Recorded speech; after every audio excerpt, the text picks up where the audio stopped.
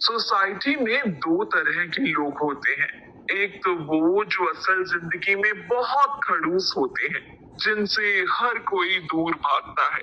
और वहीं कुछ ऐसे लोग भी होते हैं जो समझदार हैं, मजाकिया हैं, अच्छे नेचर के हैं और हर कोई उन्हें अपना दोस्त बनाना चाहता है, उनसे बातें करना चाहता है।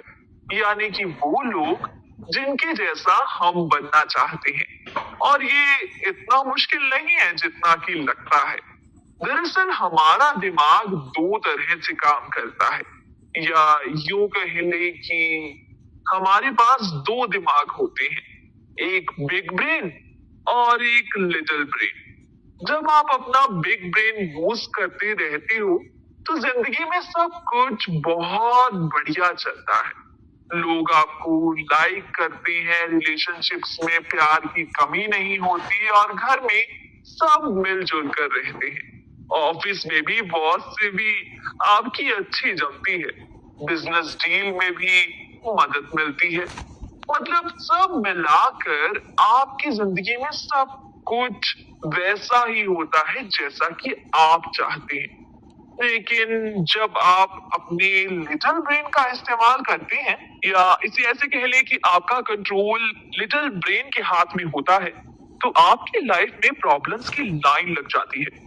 फिर आप घर में हो, ऑफिस में हो या कहीं भी बाहर हो, आपका लिटिल ब्रेन प्रॉब्लम्स लेकर आपके सामने हाजिर रहता है, जिसका एक रिजल्ट बैड कम्युनिकेशन भी होता है। लेकिन अब और ऐसा नहीं होगा, क्योंकि कुकू एफएम ने आपके लिए इसका सोल्यूशन निकाल लिया है। जी हाँ दोस्तों, आरजे गरिमा की आवाज में इस शो में हम अनलॉक करेंगे इन दोनों ब्रेन्स के सीक्रेट्स को, जिससे हमें इन सभी सवालों का जवाब मिल जाएगा कि कैसे लोगों से बातचीत करें जिससे लोग सिर्फ आपकी बात ही नहीं बल्कि आपको भी पसंद करने लगे। कैसे किसी भी आर्ग्यूमेंट को या इंसान को अपने फेवर में लाया जाए, वर्क प्लेस में कम्युनिकेशन कैसा होना चाहिए, कोई भी बात करने का राइट टाइम कैसे पहचाने और उस वक्त सही वर्ड्स और सही टोन क्या होना चाहिए, ये सब कुछ आपको पता चलने वाला है। और इसके बाद आप अपने हर कम्युनिकेशन को सक्सेसफुल बना सकते हैं। दोस्तों, कई बार जिंदगी में ऐसा लगने लगता है जैसे सिचुएशन को हम चाह कर भी ठीक नहीं कर पा रहे हैं, और फिर गुस्से में आकर हम ऐसे रिएक्शन देते हैं कि सामने वाला हमें एकदम बुरी पर्सनालिटी का व्यक्ति समझ बैठता है। और हम कैसे रिएक्शन देते हैं ये कहीं ना कहीं इस बात पर भी डिपेंड करता है कि मेंटली हम कितने स्ट्रांग हैं और हमारे आसपास क्या चल रहा है, जो कहीं ना कहीं हमारे मूड को डायरेक्शन देता है। और हम बिना सोचे समझे तुरंत जल्दबाजी में जो काम करते हैं, उसके लिए हमारा नेगेटिव माइंड यानी लिटिल ब्रेन रिस्पॉन्सिबल होता है। अब यहाँ पर बार बार लिटिल ब्रेन और बिग ब्रेन की बात हो रही है, तो आगे बढ़ने से पहले चलिए बिग ब्रेन और लिटिल ब्रेन के बारे में जान लेते हैं। दोस्तों, वैसे तो हमारे पास एक ही ब्रेन है, लेकिन वो दो तरह से काम करता है, जिसे हम लिटिल और बिग ब्रेन कहते हैं। दरअसल जब हम बिग ब्रेन के साथ काम करते हैं तो हमारी जिंदगी में सब कुछ पॉजिटिव होता है, लेकिन जब हम लिटिल ब्रेन के साथ काम करते हैं तो सब कुछ नेगेटिव होता है। और सोच समझकर फैसला लेने के लिए हम बिग ब्रेन का हाथ पकड़कर ही आगे बढ़ते हैं। दरअसल हमारी बॉडी में जो चल रहा है, जैसे भूख लगना, चोट लगना, ज्यादा गर्मी या ज्यादा सर्दी लगना, ये सब बातें हमारा ध्यान बाकी बातों से हटाकर केवल अपनी ओर कर लेती हैं। लेकिन जब हम इन पर बिल्कुल ध्यान ना देकर बाकी चीजें करते हैं तो भी ये चीज में आ ही जाती है और सिचुएशन खराब हो जाती है। दोस्तों, अगर हमारे शरीर पर कोई चोट है तो ये साफ बात है कि हम दुखी ही होंगे। इसलिए हमसे जब भी कोई कुछ कहेगा तो हम उसका उल्टा ही जवाब देंगे या गुस्से में रिएक्ट करेंगे, क्योंकि तब हम खुद परेशान हैं या दर्द में हैं। वहीं ज्यादा गर्मी में हमारा ध्यान केवल इसी चीज पर रहता है कि गर्मी कितनी ज्यादा है। फिर हमारा मन ना तो पढ़ाई में लगता है ना ही काम में, और ऐसे में जरा सी बातें हमें चिड़चिड़ा बना देती हैं। इसलिए जरूरी है कि अगर हम भूखे हैं तो पहले खाना खाएं, फिर बात करें। इसी तरह अगर गर्मी है तो पहले बॉडी को कूल करके आराम देने की कोशिश करें, तभी बात आगे बढ़ाएं, उससे पहले नहीं। अब दूसरी बात ये है कि अगर हमें मेंटल स्ट्रेस है तो ऑब्वियस सी बात है कि हम किसी भी बात पर इरिटेट हो सकते हैं। ऐसे में जो चीजें पॉजिटिव हैं उनको भी हम नेगेटिव करके ही सोचते हैं और उसी तरीके से जवाब देते हैं जो हालात बिगाड़ने का वार्निंग साइन है। इसी तरह हमारे आसपास का माहौल भी बहुत इफेक्ट करता है। जैसे अगर गर्लफ्रेंड से झगड़ा हुआ हो, बीवी से झगड़ा हुआ हो, घर में कोई बीमार हो, आपको कोई अच्छे से ट्रीट नहीं कर रहा हो, आपको उतना प्यार नहीं मिलता जितना आप चाहते हो, या ऐसे ही कुछ और अगर हमारे साथ हो रहा हो, तो ऐसे में हम अंदर से टूटा हुआ फील करते हैं और हमारा ध्यान हमेशा लिटिल ब्रेन की बातों में ही उलझ जाता है। लेकिन हमें करना ये चाहिए कि हम लोगों के साथ कुछ इस तरह का बर्ताव करें कि जब भी हम उनसे अगली बार मिले तो उन्हें खुशी हो। हम जिंदगी में बहुत से ऐसे लोगों से मिलते हैं जो हमारे साथ हमेशा नहीं रहते, बस कुछ लम्हों के लिए हमारे साथ होते हैं। ऐसे में हम उनसे जो भी बर्ताव करते हैं उन्हें वही याद रह जाता है। एग्जाम्पल के लिए, अगर कोई कपल है और उनका आपस में झगड़ा हो जाता है और वो एक दूसरे से दूर होना चाहते हैं, या फिर उनको किसी वजह से दूर होना पड़ता है, तो उनको पुरानी कोई बात इतनी याद नहीं रहेगी जितना कि आखिरी बात। यानी कि आपका मूड बहुत कुछ इस पर डिपेंड करता है कि आपकी आखिरी मुलाकात कैसी रही हो, या आपके साथ कुछ अच्छा या बुरा हुआ हो। आपकी यही याद आता है कि आखिर में आप उनसे कैसे मिले थे, क्या बात की थी, क्या आपने उनसे प्यार से बात की थी या गुस्से में, और आप पर फिर उसी का टैग लग जाता है। क्योंकि अगर हम कोई चीज बीते हुए कल में करते हैं तो कहीं ना कहीं वो हमारे आने वाले कल पर भी असर डालती है। लोग हमसे जिंदगी में किस मोड़ पर दोबारा मिल जाएं, किस हालत में टकरा जाएं, ये हमें नहीं पता होता। मान लीजिए आज हम किसी का फायदा उठाकर उससे दूर चले जाते हैं, ये सोचकर कि अब हमें उसकी जरूरत नहीं, लेकिन आने वाले कल में वो व्यक्ति फिर से हमसे टकरा सकता है और हो सकता है हमको उसकी फिर से जरूरत पड़ जाए। लेकिन ऐसे में बीती बातें उस व्यक्ति को हमारी वापस मदद करने से रोक देती हैं। दोस्तों, लिटिल ब्रेन की हरकतें कुछ इसी तरह की होती हैं। हम बातों को गौर से ना सुनकर ध्यान देने का दिखावा ही करते रह जाते हैं। हमसे कोई बात प्यार से कही जाती है तो हम केवल इतना देखते हैं कि बात कौन कर रहा है। वही हम कभी कभी अपना गुस्सा दूसरों पर उतार कर पछतावे में भी रहते हैं। दरअसल हम अपने हालातों के हिसाब से जवाब देना जानते हैं, और ज्यादातर ऐसा होता है कि हम एक जगह की इमोशंस दूसरी जगह दिखा जाते हैं।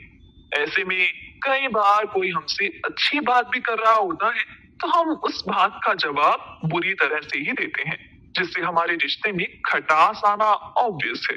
लेकिन ये सोचना कि माहौल ठीक नहीं था इसलिए सब गलत हो रहा था, सही नहीं है। क्योंकि ये हमारे ऊपर डिपेंड करता है कि हम किस तरह से या किस नजरिए से चीजों को देख रहे हैं। ये हमेशा हमारी ही चॉइस रहती है, फिर भले ही कोई भी कैसी भी सिचुएशन क्यों ना हो, कितने भी बुरे हालात क्यों ना हो, हमारे पास स्माइल का डोज तो रहता ही है। इसलिए हमें हर हालत में खुश रहना चाहिए, क्योंकि हम भी जानते हैं इरिटेट होकर, गुस्सा होकर, नाराज होकर चीजें ठीक नहीं होती, बल्कि और खराब हो जाती हैं। दोस्तों, जिंदगी जीने का मजा ही तब है जब जिंदगी का हर एक पल सरप्राइजिंग हो, हम उस पल में खुश रहना जानते हैं, और अगर आप में ये स्किल है तो आपको कभी कोई हरा नहीं सकता। वो कहते हैं ना, मन की हारी हार है, मन के जीते जीत। दोस्तों, एक बात ध्यान रखिएगा कि कोई भी हालात या कोई भी चीज इतनी बुरी नहीं हो सकती कि हम उसमें जी ना सके, और ये जो हमारी मुस्कान है ये हमसे कोई नहीं छीन सकता है। दरअसल जब हमारे मूड का कंट्रोल बटन सिर्फ हमारे हाथ में हो तो हम खुश रहते हैं। अगर वो बटन आप किसी और को थमाओगे तो वो आपको अपने हिसाब से ही चलाएगा। जिंदगी में हालात बुरे हो सकते हैं, जिंदगी तो नहीं। जब हमें हर बार मीठा खाना खाने के बाद थोड़ा चटपटा खाने की इच्छा रहती है तो जिंदगी में भी थोड़ा सा तीखापन होना चाहिए ना। मीठा मीठा एक समय बाद बोरिंग हो जाता है। हमें जिंदगी के उतार चढ़ाव चाहिए, क्योंकि इनके बिना हम बड़े सादे सादे हो जाएंगे। तो चलिए दोस्तों, उम्मीद करते हैं कि अब आप सीख गए होंगे कि कब कैसे रिएक्ट करना चाहिए।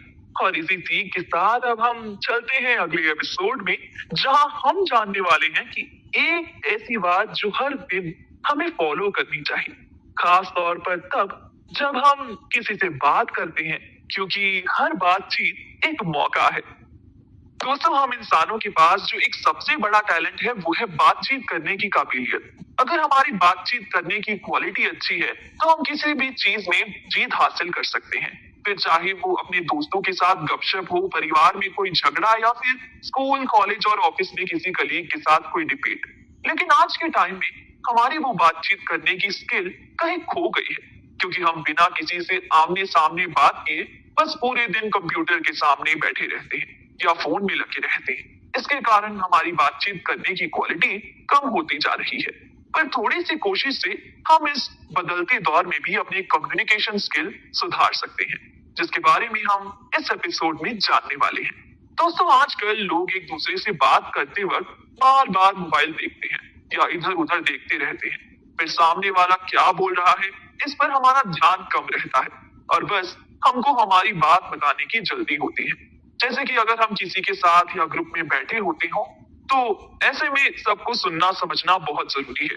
आप ही सोचिए, अगर हम दूसरे की बात को इग्नोर करते हैं तो वो हमारी बात क्यों ही सुनना पसंद करेगी। हमारी मौजूदगी उस पल को यादगार बना सकती है अगर हम उस पल में सबकी बातों को ध्यान से सुने, या उस पल में एक मौका छुपा रहता है जहां अपने अच्छे बिहेवियर से सभी का दिल भी जीता जा सकता है। हम हर दिन उन लोगों से बात करते हैं जिन्हें हम पहले से जानते हैं। ये बातचीत हमको हमारे परिवार वालों से, दोस्तों से, पार्टनर से, कजन से अच्छे रिलेशन बनाने में मदद करती है, क्योंकि बातचीत से दूरी, गलतफहमी, परेशानियां सबका सलूशन निकल आता है। अक्सर ऐसा होता है कि हम लोग दूसरों की बात सुनने के बजाय अपने मोबाइल में या इधर उधर देखते हैं। बात सुनते सुनते लोग अपने में ही कहीं खो जाते हैं और जब ध्यान वापस आता है तो पूछते हैं कि ओ, क्या बात हो रही है। इसे सुनकर ऐसा लगता है कि सुनने वाला मानो कह रहा हो कि आप जो बोल रही हैं मुझे उससे ज्यादा कोई और चीज इंटरेस्टिंग लग रही है, या फिर मुझे आपकी बात में कुछ खास इंटरेस्ट नहीं है, फिर भी मैं सुन रहा हूँ। इस तरह हम ठीक से ना तो उस पल को एंजॉय कर पाते हैं और ना ही वो जिसके बारे में हम सोच रहे होते हैं। और आपका साथी जो इरिटेट होता है वो अलग। इसी तरह एक और प्रॉब्लम जो आती है बातचीत में वो ये है कि हम समझ नहीं पाते हैं कि आखिर ये किसका पल है। यानी अक्सर जब हम किसी ग्रुप में या 2-3 लोगों के साथ बैठकर बातें कर रहे होते हैं तो हम ये भूल जाते हैं कि वो पल किसका है। हमें पहचानना चाहिए कि शायद वो पल हमारे लिए नहीं है। हम दूसरों की बात को काटने के लिए ये बोल देते हैं कि पता है, मेरे साथ भी ऐसा ही हुआ था। शायद हमारा दूसरों को इग्नोर करने का विचार नहीं होता है, लेकिन फिर भी ऐसा करने से हम दूसरों के पल को चुरा लेते हैं और दूसरे व्यक्ति को मन मारकर खुद को रोकना पड़ता है। सामने वाला सोचने को मजबूर हो जाता है कि शायद आप उसकी बात सुनना ही नहीं चाहते हैं। जरूरी नहीं कि अगर आप अपनी बात ना कहें और केवल दूसरे की बात सुने तो वो मुलाकात अच्छी नहीं समझी जाएगी। हो सकता है आपका साथी आपका शुक्रिया करे कि आपने इतने ध्यान से उसे सुना और आप दोनों का रिलेशन और भी मजबूत हो जाए। आज के समय में हमारे पास बात करने के बहुत से जरिए हैं, जैसे Facebook, messages, email, video chat और भी ना जाने क्या क्या। आज की दुनिया में दूसरों से बात करके हम मैसेजेस के जरिए अपने आइडियाज बहुत से लोगों तक पहुंचा सकते हैं। इस दौरान ऐसे बहुत सारे मौके आते हैं जब हमें बिग ब्रेन या लिटिल ब्रेन के रिएक्शन के बीच किसी एक को चूज करना पड़ता है। टेक्नोलॉजी का सही यूज हमें लोगों से बेहतर ढंग से जोड़े रख सकता है। जैसे ये बातचीत करने का एक तरीका है कि कहाँ हो या कैसे हो तुम, ये कहकर माता पिता अपने बच्चों से टच में रह सकते हैं। जिनसे हम बात करते हैं वो हमसे कनेक्टेड रह सकते हैं और हम उनसे। चलिए दोस्तों, अब हम जानते हैं कि टेक्नोलॉजी की इस दुनिया में बातचीत का सही तरीका क्या है और क्या करने से हमें बचना चाहिए। इलेक्ट्रॉनिक दुनिया का एक नुकसान ये है कि हमें एक दूसरे के हाव भाव, उनकी बॉडी लैंग्वेज का पता नहीं चल पाता। हम कई बार यही समझ नहीं पाते कि सामने वाला हमारी बातों से खुश है या इरिटेट हो रहा है। बिजनेस या पर्सनल लाइफ में अगर हम दूसरों को ध्यान से नहीं सुनते हैं तो हम हमारी लिटिल ब्रेन को एक्टिवेट कर देते हैं। फिर हम बिना सोचे समझे कुछ भी बोल देते हैं। इससे रिश्तों में दूरी आ जाती है। आज भले ही डिजिटल डिवाइसेस की मदद से बातचीत करना आसान हुआ है, लेकिन ये हमारी भावनाओं को समझ नहीं सकता और ना ही सामने वाले की भावनाओं को पढ़ सकता है। इन इलेक्ट्रॉनिक मैसेजेस की टोन या लहजे का पता नहीं लगाया जा सकता, इसलिए गलतफहमी होने का खतरा इसमें ज्यादा है। जो बिग ब्रेन्स हैं वो वास्तव में सामने वाले की बात को जानना, समझना चाहते हैं और उस बातचीत में 100% रहना चाहते हैं। इसलिए बिग ब्रेन सुनने की कला में माहिर है, लेकिन जो लिटिल ब्रेन है वो वही सुनना चाहता है जो उसे सुनना है। और वो बस वेट कर रहा होता है कि कब अपनी बात बोलने का मौका मिले। चलिए इस कहानी के जरिए और बेहतर तरीके से समझते हैं। इस कहानी में दो किरदार हैं। पहला रियान जो कि एक इंटर्न है और दूसरा मिस्टर फेल्टन जो कि रियान की बॉस है। तो अब रियान को कुछ बात करनी है बॉस से, लेकिन वो एक हफ्ते के लिए बाहर गए हुए हैं। तो रियान बॉस को मैसेज करता है, सर जैसे कि आपको पता है कि मेरी इंटर्नशिप खत्म होने वाली है, तो अगर कोई वैकेंसी है तो मुझे मौका जरूर दें। मैं आगे भी अच्छे से काम करूंगा, मैं आपका आभारी रहूंगा। इतना मैसेज लिखकर वो बॉस को भेज देता है। अब ये पढ़कर मैसेज पर ही बॉस जवाब देता है, मुझे नहीं पता। इस मैसेज से रियान बॉस की टोन को नहीं समझ पाता है। उसे लगता है कि बॉस उसे काम पर रखना ही नहीं चाहते हैं। उसका लिटिल ब्रेन एक्टिव हो जाता है और उसके दिमाग में बहुत सारी बातें घूमने लगती हैं, जिसके चलते फिर दोबारा उनसे इस बारे में बात करने की हिम्मत ही नहीं कर पाता है। वहीं अगर रियान थोड़ा वेट करता और बॉस से आमने सामने बात करता तो शायद बातचीत का रिजल्ट कुछ और होता। शायद ज्यादा लंबी बात हो पाती और रियान इतना निराश नहीं होता। अब दूसरा पहलू ये मानते हैं कि अगर रियान बॉस की बात को दिल पे नहीं लेता है और बिग ब्रेन की सुनता है, फिर वो मैसेज करता है कि अगर कोई वैकेंसी है तो क्या आप प्लीज मुझे कंसीडर करेंगे।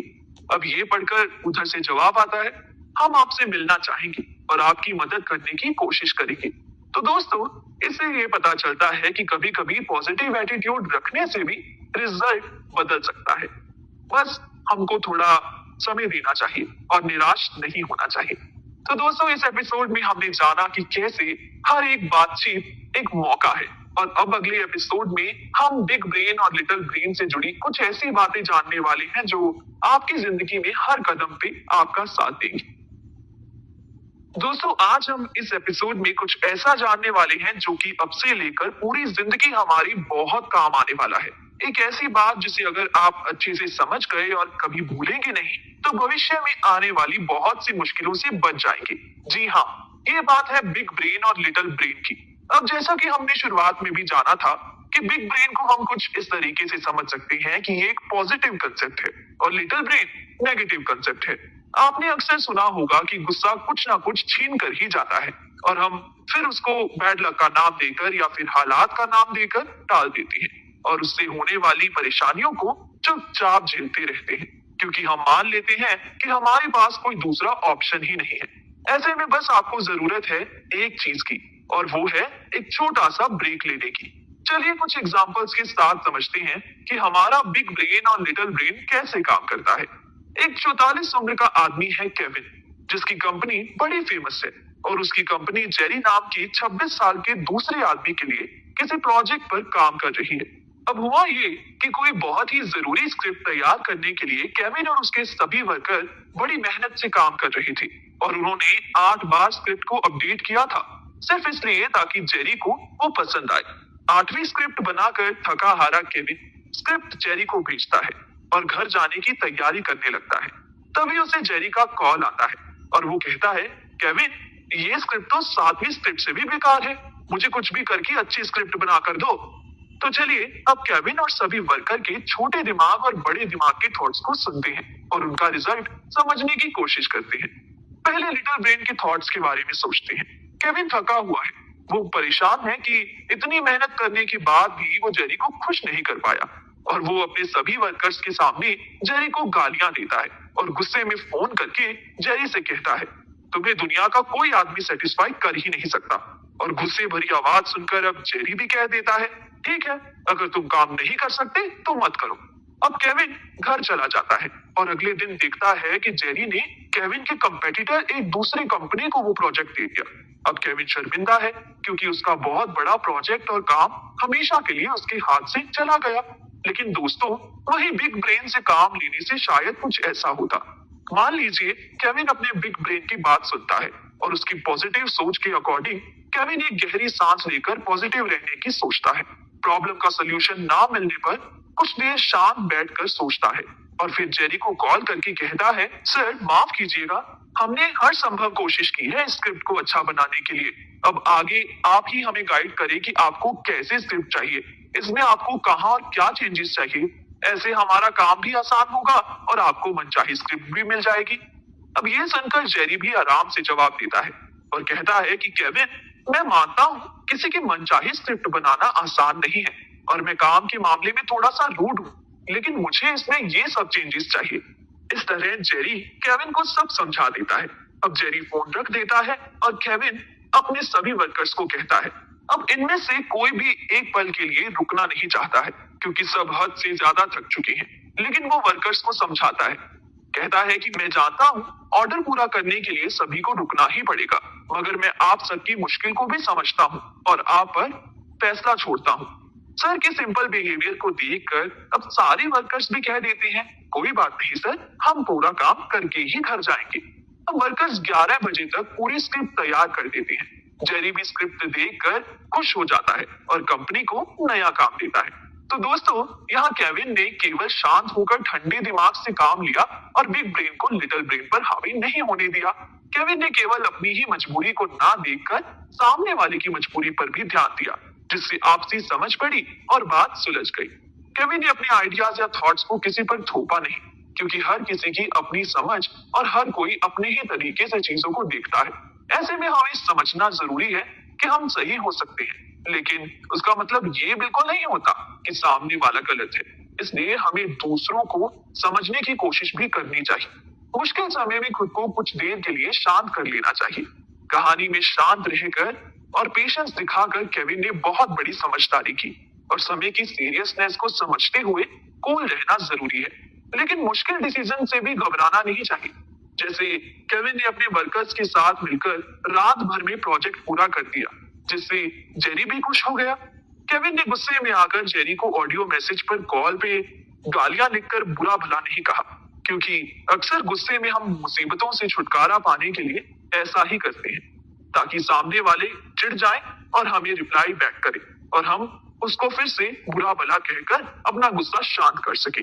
लेकिन वो चीज कुछ समय के लिए ही नहीं, बल्कि फोन में हमेशा के लिए रह जाती है। इसीलिए किसी को ईमेल करने से पहले आधे घंटे रुककर सोचें। किसी को ऑडियो मैसेज भेजने से पहले 15 मिनट की ब्रेक लीजिए, क्योंकि ये चीजें ऐसी हैं जिनके बाद में पछतावा होता है और सुधारा नहीं जा सकता। फिर आप हमेशा के लिए किसी की नजरों में मुंह बनकर रह जाते हैं जो असल में आप है ही नहीं, लेकिन गुस्से की वजह से आपने वैसा किया है। दोस्तों, ऐसे ही एक दूसरी छोटी सी घटना के जरिए हम समय की इंपॉर्टेंस को भी समझ सकते हैं। एक व्यक्ति जिसका नाम रॉबर्ट है, वो एक कंपनी में काम करता है और ऑफिस में जरूरी मीटिंग के लिए घर से देरी से निकलता है। फिर ट्रैफिक होने की वजह से उसे रास्ते में और देर होने लगती है। गुस्से में वो गाड़ी के ड्राइवर को गालियां देता है। वहीं सामने से एक औरत ओलिविया अपने बच्चे के साथ उसके स्कूल अवार्ड फंक्शन के लिए जल्दबाजी में निकल रही होती है और रोड क्रॉस करते टाइम रॉबर्ट की कार से ओलिविया को चोट लग जाती है। अब इस घटना में समय की कमी दोनों की थी, मगर दोनों को पुलिस ने रोक लिया क्योंकि ओलिविया ने चोट लगने पर शोर मचा दिया। तो यहाँ लिटिल ब्रेन के कंट्रोल में चलते हुए ओलिविया ने पुलिस को बुलाया और पुलिस ने रिपोर्ट लिखवाने के लिए ओलिविया को पुलिस स्टेशन चलने को कहा। अब ओलिविया को भी परेशानी हुई, वो फंक्शन में भी नहीं पहुंच पाई और दूसरी ओर रॉबर्ट भी मीटिंग में नहीं पहुंच पाया। वही बिग ब्रेन से काम लेने पर रिजल्ट कुछ और निकलता।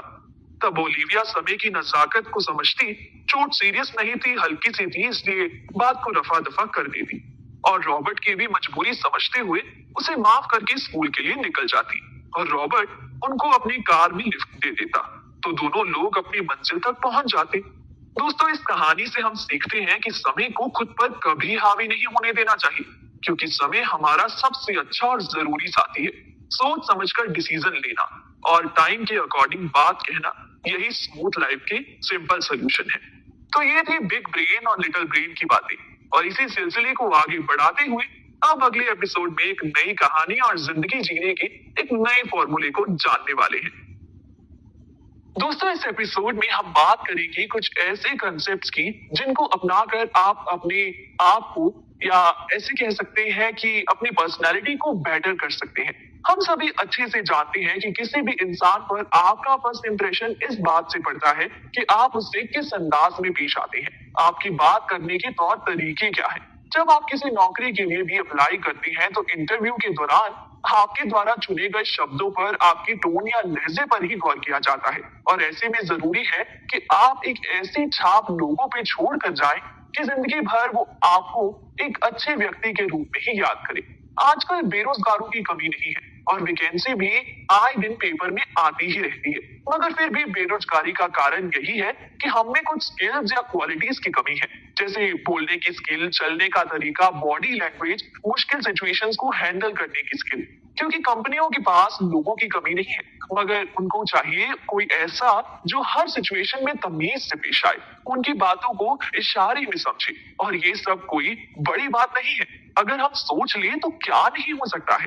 माना कि हम मॉडर्न ईरा में हैं और हम कह सकते हैं कि हम पहले से ही सिविलाइज्ड हैं, तो हम अपनी भाषा क्यों बदलें? लेकिन वो समय के साथ जरूरी है। तभी तो कहते हैं ना कि बदलाव प्रकृति का नियम है। तो सबसे पहले तो जो सुधार हमें करना है वो है भाषा में। आज के इस मॉडर्न ईरा में जहां हम वेस्टर्न कल्चर को अपनाने लगे हैं, वहीं भाषा में गाली गलौज, कूल दिखने के लिए भद्दे शब्दों का यूज एक आम बोलचाल का हिस्सा बन गया है। जब भी कोई बात ऐसी हो जो हमें गलत लगे, तो हम सीधा गलत भाषा का इस्तेमाल करते हैं। चार शब्द ऐसे हैं जो आजकल हर बच्चे के मुंह से निकल ही जाते हैं। अगर आप अकेले हैं तो एक पल के लिए आपकी भाषा, आपके बुरे शब्द बर्दाश्त लायक हो सकते हैं, लेकिन अगर आप घर पर हैं, बाहर हैं या अपने रिलेटिव्स और फ्रेंड्स से प्रेम करते हैं, तो आपको चाहिए कि आप अपने ऊपर काबू पाएं। गुस्से में तुरंत जवाब ना दें और पेशेंस से काम लें, क्योंकि आप गुस्से में जो कुछ भी कहेंगे आप बुरा ही कहेंगे, और हो सकता है कि कुछ ऐसा कह दे जिससे सामने वाले के लिए सबसे जरूरी मुद्दा ये ही बन जाए कि आपने उसके साथ बुरा बर्ताव क्यों किया। लेकिन हर सिचुएशन में शांत रहना या भाषा पर कंट्रोल रखना इतना आसान नहीं है। इसलिए क्या इस चैलेंज के लिए आप तैयार हैं? क्या आप में इतनी शक्ति है कि आप जो ठान ले वो करके ही रहेंगे? क्या आप इसे अपनी जिद बना सकते हैं? क्या आप एक सिंपल गोल रख सकते हैं कि अपनी लैंग्वेज से बुरे, गाली गलौज वाले शब्दों को हटा सकें? इसके लिए आप अपने दोस्तों के साथ कंपटीशन रख सकते हैं कि कौन सिंपल भाषा लंबे समय तक बोल सकता है। दूसरा, आप जब भी किसी भी व्यक्ति से बात करें तो ये जरूर ध्यान रखें कि किसी और की बुराई ना करें, केवल पॉजिटिव रहने की कोशिश करें, लोगों के सक्सेस में शामिल हो, ताकि जिस व्यक्ति से आप बात कर रहे हैं उसे फील हो कि मेरे जाने के बाद मेरी ये इंसान बुराई नहीं करेगा, मेरे बारे में कोई बुरी बात नहीं कहेगा। जब आप किसी के बारे में कोई गलत कमेंट भी करते हैं तो अपने शब्दों को सोच समझ कर चूज करें। कुछ ऐसा ना बोले कि एंड में जब वो व्यक्ति खुद सुने तो आपको पछतावा हो। दोस्तों, लोगों की बातें ना करके विचारों की बातें कीजिए। नए नए आइडियाज के बारे में अपने थॉट्स रखिए। एक मशहूर कहावत है ना, वीक माइंड वाले बस लोगों के बारे में बात करते हैं और स्ट्रॉन्ग माइंड वाले आइडियाज के बारे में। अगर आपकी जिंदगी में ऐसे लोग हैं जिनको देखकर आपको लगता है कि ये इस सीधी भाषा में नहीं सुधर सकते हैं, तो उनको जरूरत के हिसाब से ऐसी भाषा में ही समझाएं जिसमें शब्द तो अच्छे हों मगर वो बदलने पर मजबूर हो जाएं। मन से बदसूरत लोगों के लिए अपने शब्द खराब मत कीजिए। अब दूसरी जरूरी बात यह है कि समय के अनुसार ही चीजों का इस्तेमाल करिए। कभी भी गलत जगह पर गलत समय पर कोई बात मत कहिए। जैसे कोई व्यक्ति थका हारा ऑफिस से काम करके लौट रहा है, तो उसके घर में घुसते ही उन बातों की लड़ाई मत कीजिए जो आपके दिमाग में सुबह से ही घूम रही थी, क्योंकि ऐसे में व्यक्ति का मूड कैसा भी हो सकता है। उसे आराम करने का मौका दीजिए। जब लगे कि वो आपके सवालों के जवाब देने के लिए और आपसे बात करने के लिए तैयार है, तभी अपने बातें रखिए। किसी भी व्यक्ति को ये बिल्कुल अच्छा नहीं लगता है कि कोई उस पर घात लगा के बैठा हो और सामने देखते ही आप उस पर एक के बाद एक गोली की तरह सवाल दागते। घर लौटते समय हर व्यक्ति चाहता है कि वो आराम से खुश होकर ही घर जाए। ऐसे में काम से लौटे व्यक्ति के घर आते ही ऐसे प्रश्न या काम ना रखिए जिससे उसका दिन ही बेकार जाए। जब आप कुछ लिख रहे होते हैं, कोई पत्र या किताब, तो आप उसको दोबारा पढ़ते हैं और गलतियां होने पर या अटपटे शब्द होने पर, गलत मतलब निकलकर आने पर आप कह सकते हैं कि उफ, ये तो गलत हो गया। फिर आप उसे काट कर दोबारा लिख सकते हैं। लेकिन आज की इस मीडिया की दुनिया में हम एक बार मैसेज करने से पहले सोचते भी नहीं है। जरा सी बात हुई नहीं कि हम तुरंत ही मैसेज करके रिप्लाई कर देते हैं और बाद में पछताते हैं। दोस्तों, बचपन में जब हमारे हाथ से पेंसिल लेकर पेन पकड़ा दिया जाता है, तब से ही ये बात तय हो जाती है कि हमारी गलतियां अब लोगों को साफ दिखेंगी और हम उन्हें मिटा नहीं पाएंगे। कोई आपसे कोई सवाल पूछे तो जल्दबाजी में जवाब मत दीजिए, बल्कि आराम से उसे कह सकते हैं कि मैं अभी आपके सवाल का जवाब देने की हालत में नहीं हूँ, या मुझे थोड़ा सोचने का समय दीजिए, या क्या मैं आपकी बात पर थोड़ा सोच सकता हूँ। ऐसे आपकी पर्सनालिटी के बारे में लोगों पर पॉजिटिव इंप्रेशन जाएगा, जिससे सबको आपकी बात फैक्ट से भरी हुई और क्लियर लगेगी। हमेशा ध्यान रखिएगा दोस्तों कि लोग कभी भी ये याद नहीं रखते कि आप कितने सुंदर हैं, कितना कमाते हैं या क्या करते हैं, क्योंकि आप उनकी नजरों में तब तक ही सुंदर रहेंगे जब तक कोई आपसे भी सुंदर दूसरा व्यक्ति उनकी नजरों के सामने नहीं आता।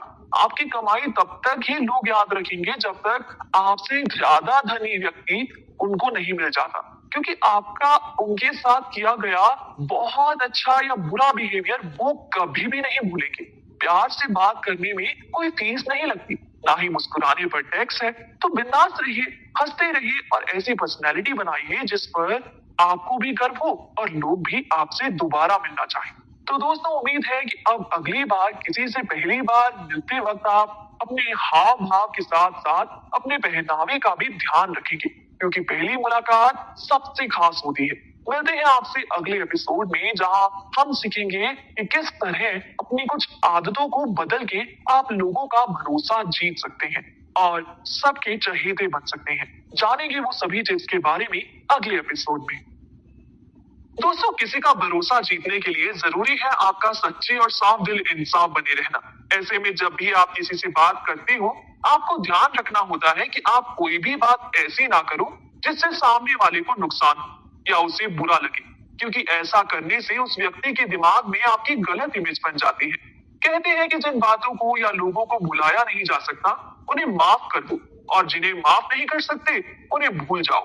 अगर कोई व्यक्ति जिसने आपके साथ बुरा किया हो या किसी भी तरह का नुकसान आपको पहुंचाया हो, उसको माफ करना आपके लिए आसान तो बिल्कुल नहीं होगा, मगर फिर आप अगर एक बात पर गौर करेंगे तो पाएंगे कि आपके मन में उसके प्रति गुस्सा पैदा हो गया है।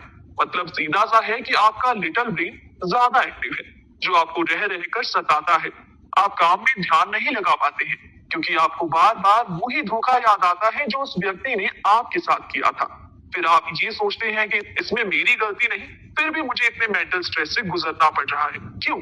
दोस्तों, सही तौर पर तो इसका कारण सिर्फ आप ही हैं, क्योंकि दुनिया में ऐसा कोई व्यक्ति नहीं है जिसने किसी के साथ बुरा ना किया हो या जिसने किसी का दिल ना दुखाया हो, धोखा ना किया हो। जाने अनजाने में हम सभी से किसी ना किसी का दिल तो दुखाया ही गया है, भले ही वो छोटी बात ही रही हो। तो ऐसे में अगर कोई आपके साथ बुरा करता है तो आपको क्या करना है? आपको केवल उस सामने वाले व्यक्ति को माफ कर देना है। माफ करने का मतलब ये बिल्कुल नहीं है कि आप उस पर भरोसा करें या उस पर एहसान करें। आप जैसा चाहे उस व्यक्ति के साथ व्यवहार रखिए, मगर सबसे पहले उसे माफ करने का एहसान खुद पर लीजिए, क्योंकि बुरा हो या भला, जब हम किसी की बुरी तस्वीर को दिमाग में रखते हैं तो हम बार बार उसे ही याद करते हैं, और होता कुछ ऐसा है कि अपने दिमाग में उन्हें एक बिना किराए की ऐसी जगह दे देते हैं जो हम पर ही उल्टा असर डालती है। हम उनके बारे में सोचेंगे तो नुकसान हमारा ही है। यदि आप ऐसा नहीं करते हैं तो आप अपनी लिटिल ब्रेन को ज्यादा एक्टिव करते हैं, जिसका सीधा असर आपके कम्युनिकेशन पर पड़ता है, जो आपके बने बनाए रिश्ते और आपकी इमेज दोनों को खराब कर सकता है। जो हुआ सो हुआ, आप दोबारा उसी बात को दोहराते रहना हमारे लिए अच्छा नहीं है। इससे अच्छा उस बात को भूल जाइए और माफ उसको सिर्फ इसलिए कीजिए ताकि आप उसे भूल पाए, क्योंकि जब तक आप माफ नहीं करेंगे तब तक आपके दिमाग में वो इंसान रहेगा और आप दुखी होते ही रहेंगे। तो अपने लिए ही सही उन्हें माफ कीजिए। उन्हें माफ करने के बाद आपका दिमाग पॉजिटिव यानी बिग ब्रेन के हिसाब से काम करने लगता है। ऐसा करने से आप उसकी नजर में एक अच्छे इंसान बन सकते हैं और आप भी फिजूल के स्ट्रेस से बच सकते हैं। यहाँ एक और जरूरी पॉइंट है जिस पर बात करना जरूरी है कि जब आपके साथ कोई गलत करता है तो आपका ब्रेन आपके नेगेटिव साइड में एक्टिव हो जाता है, जिससे आपकी सोच नकारात्मक हो जाती है।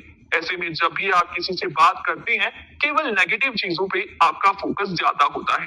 मान लीजिए कोई व्यक्ति जो कि आपका सीनियर है, वो कुछ गलत फाइल बनाकर अपनी सीनियर को दे देता है, और जब सुपर सीनियर उनको डांट लगाते हैं तो वो काम का इल्जाम आप पर थोप देता है, वो भी सिर्फ इसलिए क्योंकि आप उनके नीचे काम कर रही हैं और आप उसका विरोध भी नहीं कर सकते। ऐसे में आपको डांट सुननी पड़ती है और आपको बुरा लगता है। ऐसे में हो सकता है कि आपकी जॉब भी चली जाए। ऐसी स्थिति में आप अपने बॉस के खिलाफ लिटिल ब्रेन से काम लेने लगते हैं, जिसका असर आपकी बातचीत, आपके काम में दिखने लगता है। इसीलिए जब कभी आपकी गलती हो, चाहे आप सबसे ऊपर की पोस्ट पर हैं या कहीं और, अगर आप अपना इल्जाम दूसरों पर लगाएंगे तो हो सकता है कि दूसरों को आपकी इस हरकत का भारी भुगतान करना पड़े, क्योंकि अपनी गलती मान लेने से शायद आपको ज्यादा से ज्यादा डांट ही पड़े, लेकिन किसी दूसरे को बेवजह अपनी नौकरी गंवानी पड़ सकती है। हमेशा खुले दिल से अपनी गलतियां एक्सेप्ट करें और अपनी रिस्पॉन्सिबिलिटी खुद लीजिए। जब आप किसी से क्षमा मांगते हैं या फिर अपनी गलती स्वीकार करते हैं, ऐसा करके आप ना सिर्फ अपनी नजर में बल्कि सामने वाले की भी नजर में एक अच्छे इंसान बन जाते हैं। मान लीजिए कि आप कोई काम बड़े ही अच्छे तरीके से करते हैं, मगर जब उसमें आपकी कोई गलती निकाल दे या आपसे कोई भूल हो जाए, तो आप उसे मानने को तैयार ही नहीं होते हैं, या टाल मटोल करते हैं, या फिर उसका इल्जाम दूसरे पर लगा देते हैं। कई बार ऐसा होता है कि हम अपना कंट्रोल खो बैठते हैं और गुस्से में तेज आवाज में बात करने लगते हैं, तो आप पर भला कोई भरोसा क्यों ही करेगा। फिर अगर आप दूसरी ओर अपनी गलती मान लेते हैं, तो लोग आपके साथ काम करने में इंटरेस्ट दिखाएंगे और आपको हम्बल इंसान समझेंगे। गलती एक्सेप्ट करने का सीधा मतलब ये है कि आप में हिम्मत कितनी है। क्या आप इतने रिस्पॉन्सिबल हैं कि आपके साथ पहले जितनी घटनाएं हुई हैं उनमें कहाँ कहाँ गलतियां थी, आप उन्हें मन से एक्सेप्ट कर सकते हैं। अगर नहीं, तो आप अपनी ग्रोथ खुद रोक रहे हैं और उस घटना से आज भी आगे नहीं बढ़ पाए हैं। एक बात ध्यान रखें कि कम्युनिकेशन सिर्फ शब्दों के या आवाज के जरिए नहीं होता है। आपके आई कांटेक्ट, बॉडी लैंग्वेज से भी कम्युनिकेशन किया जाता है। ऐसे में जब आप अपनी गलती स्वीकार करते हैं, तो आपके हाव भाव में नरमी दिखनी चाहिए। एक और बात, दूसरों की तारीफ करने से कभी भी हमें कतराना नहीं चाहिए, क्योंकि आप भले ही चाहे जिस मुकाम पर हो, कहीं ना किसी ने आपकी कोई ना कोई मदद तो की ही होगी और उसको क्रेडिट देना बनता है। अगर आपके पास कोई बड़ी पावर है, तो उसे लोगों के नुकसान में नहीं बल्कि दूसरों के फायदे में लगाइए। ऐसा नहीं है कि चीजें हमेशा दूसरों को गिराकर ही हासिल की जा सकती हैं। आप कभी कभी दूसरों को मौका देकर और भी बड़ा मुकाम और सक्सेस हासिल कर सकते हैं। एक असली लीडर वही कहलाता है जो बिना किसी डर से रिस्पॉन्सिबल रहकर सही फैसले लेता है। और अगर आप हर किसी को खुश करने की इच्छा रखते हैं, तो आप लीडर नहीं बन सकते, क्योंकि लीडर के द्वारा लिए गए डिसीजन हर किसी को समझ नहीं आते। वो अपनी इच्छा या संबंध के अकॉर्डिंग नहीं, बल्कि किस चीज की जरूरत है और कौन व्यक्ति सही है, इसके अनुसार ही डिसीजन लेता है।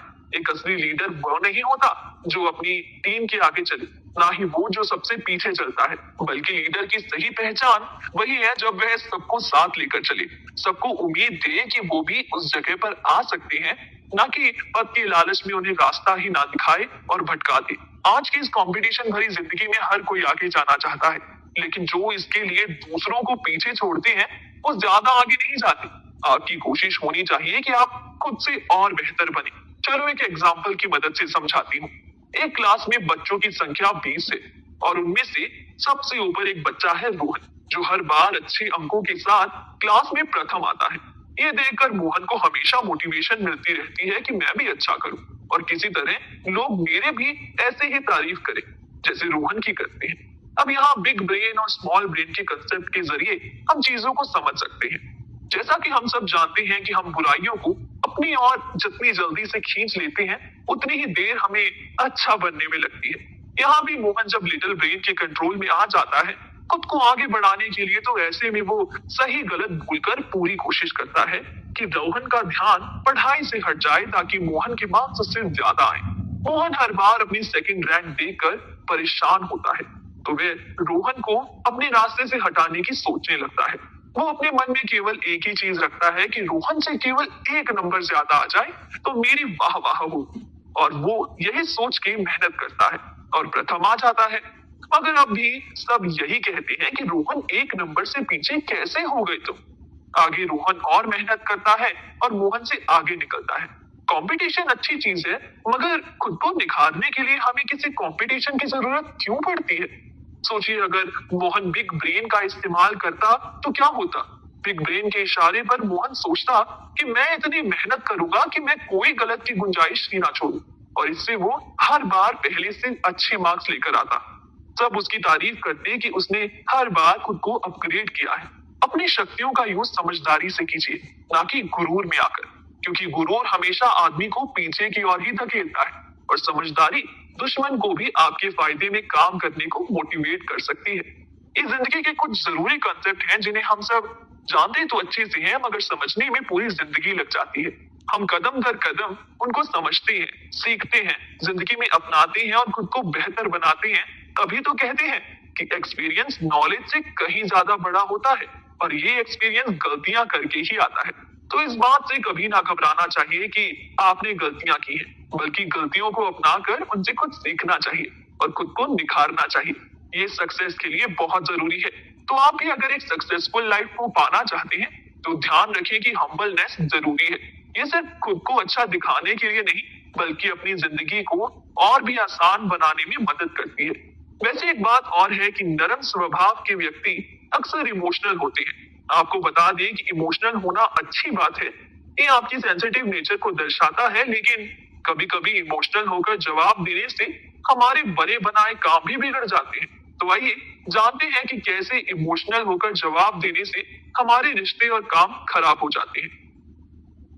दोस्तों, क्या आपके साथ कभी ऐसा हुआ है कि जब आपने बिना सोचे समझे कुछ बोल दिया हो और बाद में बहुत पछताए हो?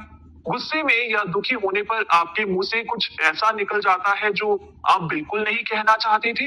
अरे, मेरा मतलब ये नहीं था, वो तो मैंने गुस्से में कह दिया था। क्या आप अक्सर ये जवाब देते हैं? इस एपिसोड में हम इसी बारे में बात करेंगे कि आखिर क्यों कई बार ऐसा होता है कि हम ना चाहते हुए भी अपनी इमोशनल बातों से लोगों का ही दिल दुखा देते हैं, या छोटी सी बात पर गुस्सा होकर अपना ही नुकसान कर लेते हैं। जब आप जल्दबाजी में इमोशनल होकर जवाब देते हैं तो आप अक्सर अपने लिटिल ब्रेन का इस्तेमाल कर रहे होते हैं। वही सोच समझकर दिए गए रिएक्शन के पीछे बिग ब्रेन का हाथ होता है। जहां बिग ब्रेन सेंसिटिव और समझदार जवाब बताता है, वही हमारा लिटिल ब्रेन एक नंबर का मुंहफट है। लिटिल ब्रेन के जो समझ आता है वो बोल देता है। वो सामने वाले की फीलिंग्स का बिल्कुल ध्यान नहीं रखता है और थोड़ा सेल्फिश भी होता है। ये लिटिल ब्रेन अपने आसपास की चीजों और दूसरे लोगों से बड़ी आसानी से इन्फ्लुएंस हो जाता है। ऐसे में कई बार जब हम लिटिल ब्रेन वाले रिएक्शन दे रहे होते हैं तो हमें लगता है कि ये हमारे कंट्रोल में नहीं है, जबकि हम हमेशा चूज कर सकते हैं कि हम लिटिल ब्रेन का इस्तेमाल करें या बिग ब्रेन का। चलिए इसे मैरी की कहानी की मदद से और अच्छे से समझते हैं। मैरी एक डेंटिस्ट थी और अपना क्लिनिक चलाया करती थी, लेकिन आज क्लिनिक में बहुत ज्यादा ही पेशेंट थे। वेटिंग हॉल पूरी तरह से भर चुका था। मैरी एक के बाद एक पेशेंट्स का चेकअप कर रही थी। दोपहर होने तक अचानक कंप्यूटर सिस्टम खराब हो गया। इस वजह से अब मैरी और उनकी रिसेप्शनिस्ट दोनों ही एक्स्ट्रा काम कर रही थी, लेकिन फिर भी पेशेंट्स को अपनी बारी आने के लिए 45 मिनट या उससे ज्यादा देर तक रुकना पड़ रहा था। इस चक्कर में वे आज अपना लंच भी नहीं कर पाई। क्लिनिक बंद होने तक भूखी प्यासी और दुखी मैरी पूरी तरह थक कर चकनाचूर हो गई थी। लौटते समय उन्हें अपने छोटे से बेटे को स्कूल से भी लाना था। जहां मैरी का दिन काफी परेशान करने वाला था, वहीं उनका बेटा सैम आज बहुत खुश था। और खुश भी क्यों ना हो, आज उसने फोटोज को जोड़कर कोलाज बनाना जो सीखा था। कार में बैठते ही सैम मैरी को अपना कोलाज दिखाने की कोशिश करने लगा। मैरी आज सुबह से पहले ही परेशान थी और ट्रैफिक में कार चलाने का स्ट्रेस ऊपर से और था। वो बस जल्दी से घर जाके आराम करना और कुछ खाना चाहती थी। इस सिचुएशन में चिड़चिड़ाना या गुस्सा करना पहला रिएक्शन दिमाग में आता है, जिसके लिए ये लिटिल ब्रेन रिस्पॉन्स है। अगर सोचे तो सैम नहीं जानता कि उसकी मम्मी का दिन आज बहुत थकान भरा है। वो तो बस अपनी खुशी मैरी के साथ बांटना चाहता है। ऐसे में मैरी का गुस्सा करना उनके बेटे पर गलत असर डाल सकता है। सैम को लग सकता है कि मम्मी उस पर गुस्सा है और उसने ही कुछ गलत किया है, जबकि मैरी तो पूरे दिन का गुस्सा गलत जगह निकाल रही है। वहीं दूसरी तरफ मैरी ऐसे समय में बिग ब्रेन रिस्पॉन्स दे सकती है। वो कह सकती है कि सैम बेटा, मैं कार ड्राइव करते हुए आपका कोलाज नहीं देख सकती हूँ। जल्दी से घर चलते हैं, फिर आपका काम देखते हैं। आप थोड़ी देर शांति से बैठ जाओ। हो सकता है सैम ऐसा सुनकर घर पहुंचने का इंतजार करता और मैरी आराम से कार ड्राइव करने पर फोकस कर पाती। दोस्तों, यहाँ हमने जाना कि कैसे एक्सटर्नल चीजें और हमारे खुद के इमोशंस भी हमारे रिएक्शंस को इन्फ्लुएंस करते हैं। हमेशा कोई कारण होता है कि हम लिटिल ब्रेन या बिग ब्रेन का सहारा ले रहे होते हैं। लेकिन चॉइस हमेशा हमारी होती है कि हम आखिर कैसा रिस्पॉन्स सामने वाले को देना चाहते हैं। क्या आपको पता है कि आपके रिएक्शंस पर सबसे बड़ा इन्फ्लुएंस आपका खुद का होता है। ये इस बात से डिसाइड होता है कि आपका पर्सनल मी कितना स्ट्रांग है। ये आपका मी आपके सेल्फ कॉन्फिडेंस, सेल्फ इमेज और आपके सेल्फ रिस्पेक्ट का ही रिफ्लेक्शन है। आप जितना प्यार विश्वास खुद पर करते हैं या जितना बेहतर खुद को समझते हैं, आपका मी उतना ही स्ट्रांग होता है। किसी भी समय आप जैसा अपने आप के बारे में सोचते हैं, उसी के हिसाब से बाहरी इन्फ्लुएंस आपको लिटिल ब्रेन या बिग ब्रेन की तरफ धकेलते हैं। आपकी लाइफ में आए बहुत बड़े चेंजेस भी आप पर बहुत असर डालते हैं। अगर चेंज आपको सक्सेस या अच्छे रिलेशनशिप की तरफ ले जाता है, तो लगता है कि लाइफ आपके कंट्रोल में है। दूसरी तरफ एक बुरा डिसीजन या फेलियर आपका पूरी तरह विश्वास ही डगमगा देता है। ऐसे बड़े चेंजेस आपको रोजमर्रा के बाहरी इन्फ्लुएंसेस का भी आसानी से शिकार बना सकते हैं। आपके इम्यून सिस्टम की तरह ही आपका मी भी कमजोर पड़ जाता है। ऐसे में कमजोर मी वापस स्ट्रांग बनाने के लिए रिस्पॉन्सिबिलिटी आपकी है। आपको खुद को संभालने का मौका देना चाहिए और चीजों को एक्सेप्ट करते हुए पॉजिटिव रहना चाहिए। जब चीजें हमारे कंट्रोल से बाहर हो रही हो, तो थोड़ा समय देकर ही रिएक्शन या जवाब देना चाहिए। ये समय आपको लिटिल ब्रेन रिस्पॉन्स से बचकर बिग ब्रेन रिस्पॉन्स देने में मदद करेगा। इस तरह थोड़ी कोशिश करते हुए बुरे इन्फ्लुएंस से घिरे होने के बावजूद भी बिग ब्रेन का यूज किया जा सकता है। दोस्तों, इसको और अच्छे से समझने के लिए आइए सुनते हैं पैट्रिक की कहानी। पैट्रिक म्यूजिकल इंस्ट्रूमेंट्स की दुकान पर सेल्समैन का काम करता था। इसके साथ ही वो वहां पर गिटार की क्लासेस भी देता था। दुकान का हाल बुरा चल रहा था और दुकान घाटे में थी। एक दिन मैनेजर ने पैट्रिक को बुलाकर बोला कि उन्हें घाटे के चलते गिटार क्लासेस बंद करनी पड़ेगी और पूरा ध्यान सेल्स पर ही देना पड़ेगा। अब ये सुनकर पैट्रिक का मन परेशान हो गया। उसे गिटार क्लासेस देना बहुत अच्छा लगता था। अपनी नौकरी के बारे में शायद उसे ये सबसे अच्छी बात लगती थी। पैट्रिक के मन में अजीब अजीब सी बातें चलने लगी थी। उसे लग रहा था कि घाटे की बात बस एक बहाना है। शायद वो गिटार अच्छा नहीं बजाता है और ना ही अच्छा सिखा पाता है। उसकी स्किल में ही कोई कमी है। पैट्रिक का सपना एक म्यूजिशियन बनने का था और गिटार सिखाकर उसकी अपनी भी अच्छी प्रैक्टिस हो जाती थी। पूरे दिन तरह तरह की बातें सोच सोच कर वो बुरी तरह स्ट्रेस में था। शाम के टाइम एक कस्टमर दुकान में आया। कस्टमर ने पैट्रिक से पूछा कि क्या वो मैंडोलिन बेचते हैं। पैट्रिक उस समय शेल्फ पर गिटार के तार संभाल रहा था। उसने बिना देखे कस्टमर को गुस्से से जवाब दिया, क्या तुम्हें कोई मैंडोलिन दिखाई दे रहा है? नहीं ना, क्योंकि यहाँ है ही नहीं। कस्टमर ये सुनकर दंग रह जाता है।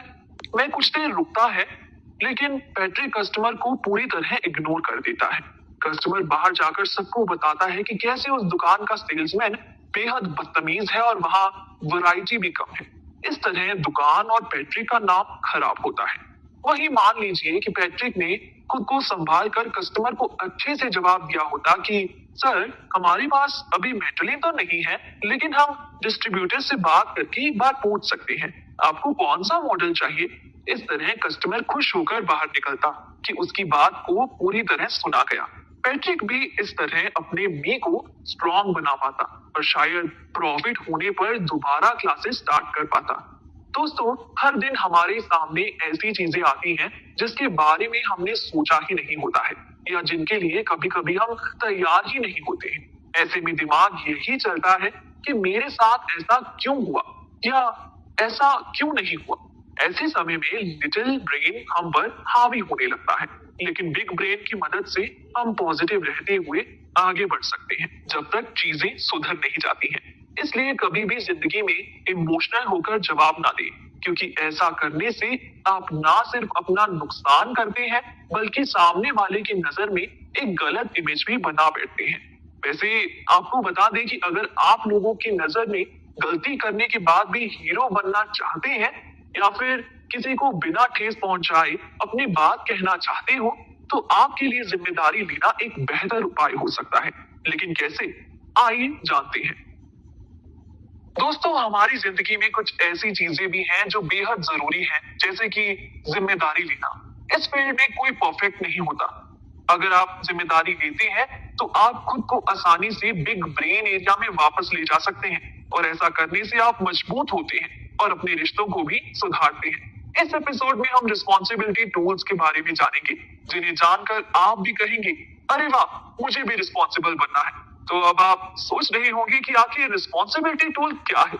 तो दोस्त, ये वो टूल है जिसकी मदद से हम समझ सकते हैं कि दूसरों पर इल्जाम लगाने से कैसे बचे और जिम्मेदारी कैसे लें, किसी भी प्रॉब्लम को मजे के साथ सॉल्व करना कैसे सीखे, और आप कोई भी डिसीजन लेने की जिम्मेदारी से ना डरे। अगर आपकी गलती के लिए किसी और को पनिशमेंट दी जा रही है तो आगे आइए और बोलिए कि हाँ, ये मेरी गलती है। इस तरह आप दूसरों को भी ऐसा करने के लिए मोटिवेट करेंगे। बहुत बार आप सुनते हैं, ये मेरी गलती नहीं है, ये उसने किया है, ये किसी और की जिम्मेदारी है, ये मेरा काम नहीं है। हम कई बार खुद के बुरे डिसीजन का इल्जाम दूसरों पर डालते हैं ताकि हम अपने आप को मुसीबत से बचा सके। ऐसा करने पर लोग आपको शिकायती समझेंगे और आपके लिटिल ब्रेन के बोझ में शिकायती होने की रेपुटेशन बढ़ जाएगी। इसमें एक जरूरी टूल है धन्यवाद देने का या क्रेडिट देने का। दूसरों को बताइए कि वो आपके लिए कितना मायने रखते हैं, बजाय इसके कि कोई आपको आगे आकर पूछे। आप सामने वाले को उनकी इम्पोर्टेंस बताइए, उनको गिफ्ट और फ्लावर्स दीजिए। ऐसा करने से आप एक अच्छे और दयालु इंसान के रूप में दिखेंगे, और इस तरह आपके बिग ब्रेन बैंक में ऐसी रेपुटेशन बनेगी। दोस्तों, ऐसा व्यक्ति बनने से बचिए जो कभी दूसरों को धन्यवाद ही नहीं देता हो। जब कोई गलती होती है तो लोग अक्सर ये दिखाते हैं कि इससे उनका कोई लेना देना नहीं है, लेकिन जब वही चीज सही होती है तो वो खुद को आगे रखते हैं। ये लोग भूल जाते हैं कि इसमें और भी लोग उनके साथ थे। ऐसा करने से लोग आपको घमंडी और बदतमीज समझेंगे, और आपके घमंडी होने की रेपुटेशन बन जाएगी। इसी तरह रिस्पॉन्सिबिलिटी टूल बॉक्स में एक और बहुत जरूरी टूल है, और वो है माफी मांगने का टूल। आज के टाइम में माफी मांगना एक स्किल से कम नहीं है। इसकी कोई एक्सपायरी डेट नहीं होती। अगर आपसे कुछ गलती या गलत हो जाता है तो तुरंत ही माफी मांग लेनी चाहिए, क्योंकि उतनी ही जल्दी सब ठीक भी हो जाएगा। ऐसा करने से लोग आपको ईमानदार समझेंगे और आपकी रेपुटेशन बढ़ेगी। वहीं ऐसे ट्रैप्स भी हैं जिनसे हमें बचने की पूरी कोशिश करनी चाहिए। कई बार लोग दूसरों की सक्सेस देखकर मुंह फुला बैठ जाते हैं। आपने सुना होगा नेगेटिव एटीट्यूड वाले लोगों से, अगर मैं खुश नहीं हूँ तो कोई भी खुश नहीं होगा।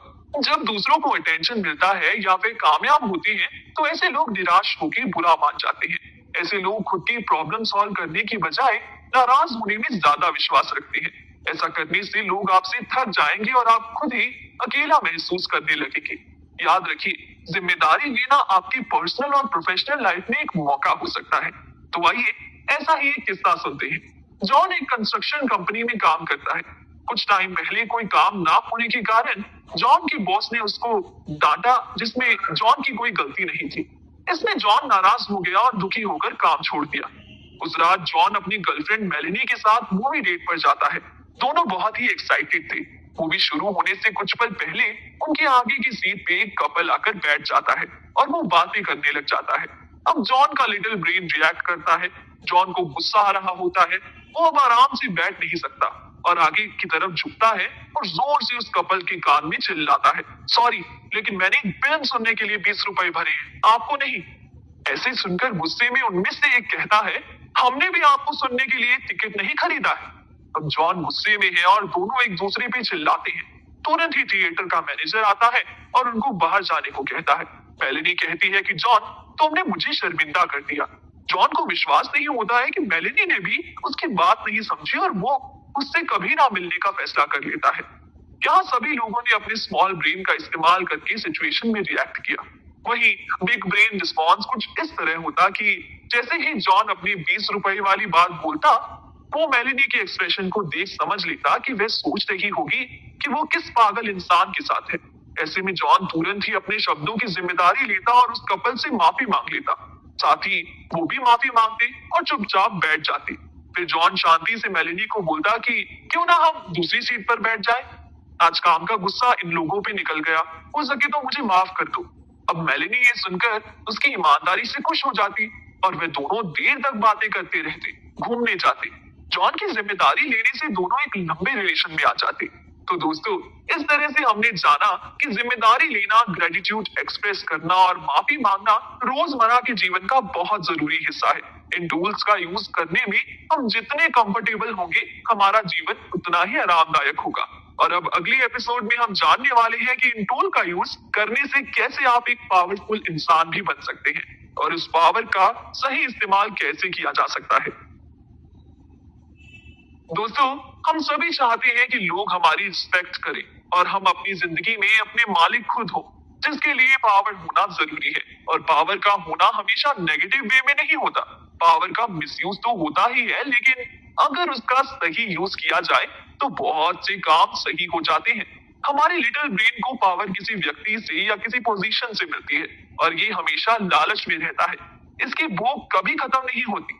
लेकिन बिग ब्रेन को पावर से ज्यादा एंड रिजल्ट में इंटरेस्ट होता है, जिससे कि पावर उसे ऑटोमेटिकली मिल जाती है और इज्जत से मिलती है, जिसका यूज सभी के भले के लिए होता है। तो आइए हम पावर के टूल्स और ट्रैप के बारे में जानते हैं। दोस्तों, पावर का सबसे पहला टूल है दूसरों को मजबूत बनाना। आपने वो कहावत तो सुनी ही होगी कि जो दूसरों को खुश रखता है वो खुद कभी दुखी नहीं होता है। ठीक वैसे ही अगर आप किसी को मजबूत बनाते हो तो आप खुद ब खुद ताकतवर बन जाते हो। अगर आप किसी से आर्ग्यूमेंट करने के बजाय उन्हें अधिकार देते हो तो आप शायद आर्ग्यूमेंट में हार जाओ, लेकिन उस पर असल जीत आपकी ही होती है। जब आप दूसरों को अधिकार देते हैं तो आप नोक झोंक होने पर भी उनकी मदद करते हैं और लोग आपकी तारीफ करने से रह नहीं पाते हैं। कई बार भोलेपन में आकर हम एक तरह से अपनी पावर दूसरों को दे देते हैं। जब आप भोले होते हैं तो आप खुद का बचाव नहीं कर पाते हैं और आप दूसरों की चापलूसी और उनकी मीठी बातों में आ जाते हैं, जिससे वो हमें ऐसी सिचुएशन में डाल देती हैं जिसमें हम बिल्कुल भी कंफर्टेबल नहीं होते हैं। इसमें हम लिटिल ब्रेन के इन्फ्लुएंस में आकर फैसले लेने लगते हैं। एक और जरूरी बात ये भी है कि अपनी पिछली गलतियों से सीखिए, लेकिन पछतावे का बोझ लेकर मत चलिए। पुरानी प्रॉब्लम्स को आगे ले जाना पहाड़ के रास्ते में बड़े बड़े पत्थरों को इकट्ठा करने जैसा है।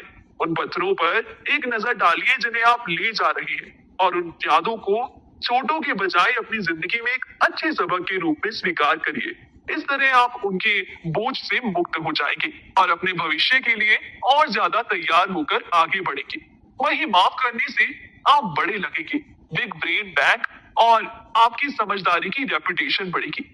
जब हम अपने मन में किसी के लिए नफरत रखते हैं तो हमारा लिटिल ब्रेन पावरफुल हो जाता है और हम बदला लेने की सोचने लगते हैं। हम खुद के सेटिस्फेक्शन के लिए खुद से ये बोलते हैं, जब हिसाब बराबर हो जाएगा तब मैं इस बात को जाने दूंगा। हम लोगों से बदला लेकर अपने लिटिल ब्रेन को शक्तिशाली बनाते हैं। ऐसा करने से लोग हमको बदला लेने वाली रूप में देखेंगे और हमारी रेपुटेशन एक बदला लेने वाले इंसान वाली हो जाएगी। आइए इसे एक एग्जाम्पल से और अच्छे से समझते हैं। लारा एक बड़ी एडवर्टाइजिंग फर्म में सेक्रेटरी है। वो हमेशा टाइम पे पहुंचती है, लेकिन आज कुछ वजह से लारा की बस छूट जाती है और वो देरी से पहुंचती है। एक इम्पोर्टेंट मीटिंग के लिए कॉन्फ्रेंस रूम में खाने पीने के इंतजाम की जिम्मेदारी लारा के ऊपर थी, लेकिन जब लारा पहुंचती है तो मीटिंग चल रही है और वो चुपचाप पीछे जाकर इंतजाम देखती है। इस सिचुएशन में बिग ब्रेन रिएक्शन कुछ ऐसा होना चाहिए। लारा अपना काम खत्म कर लेती है और रूम से बाहर जा रही होती है कि बॉस कहता है, एक सेकंड लारा, सभी लोग, मैं चाहता हूँ कि आप लारा से मिले। ये बहुत टैलेंटेड है और आज इनके कारण ही हम सब कुछ कर सकते हैं। Thank you Lara. अब ये सुनकर लारा गर्व से मुस्कुराती हुई अपने डेस्क पर जाकर बैठती है।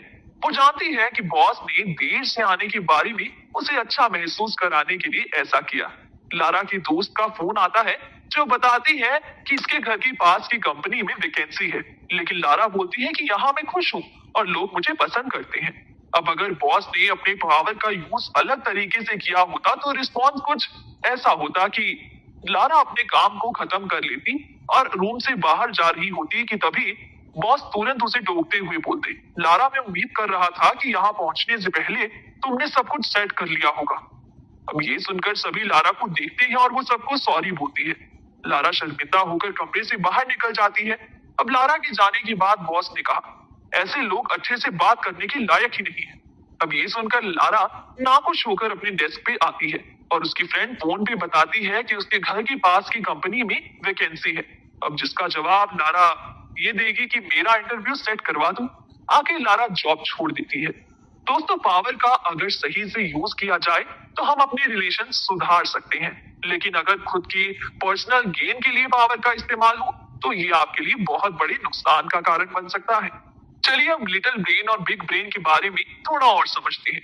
क्या आप जानते हैं कि आपके दिमाग में कौन सा हिस्सा कब और किस तरह काम करता है? चलिए इस बारे में बात करते हैं और हम भी ये जानेंगे कि हमें कौन से हिस्से को कितना इस्तेमाल करना चाहिए। दिमाग के दो इम्पोर्टेंट पार्ट्स होते हैं, एक जो बड़ी सोच रखकर सही तरीके से सोचता है और दूसरा छोटी सोच रखकर गलत तरीके से सोचता है। हमारा छोटा दिमाग गलत तरह से सोचकर सब कुछ खराब कर देता है। कई बार हमारा बड़ा दिमाग सही काम कर रहा होता है और बीच में ही छोटा दिमाग आकर सब कुछ बिगाड़ देता है। इस वजह से काफी लोगों को हम गलत भी लगने लगते हैं।